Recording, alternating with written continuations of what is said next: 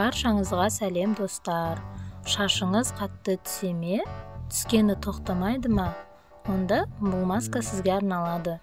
Менің каналымдағы подписация батырмасын басып, лайк басып кетіңіздер. Видеоны соңына дейін көріңіздер.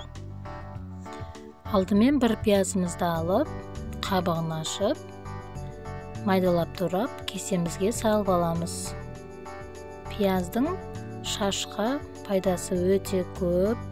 Пиязда шашқа керекті витаминдердің барлық түрі пиязда кездеседі. Пияз шашты нығайтады, өсуін тездетеді және түсуін тоқтатады.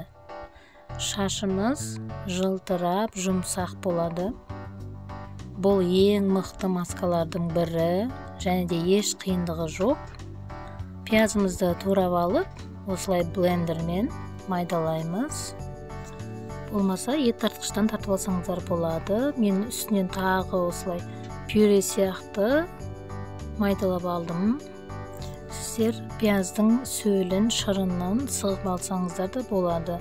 Бірақ мен пиязымды өте қатты майда қылған соң осылай жаға бердім.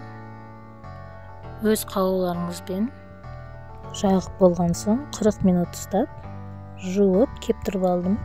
Шашым өте жұмсақ болған және де тарағанда міне бір шаш жоқ. Бұрын жуып тарағанның өзінде тарақты шаш қалатын. Бұл маска бірден әсер етеді. Шашымыз міне жұмсақ, жылтыр болып қалды. Шашымды ұстап көргенде бұрын көп шаш қолыма өзі сыпырылып түсе беретін.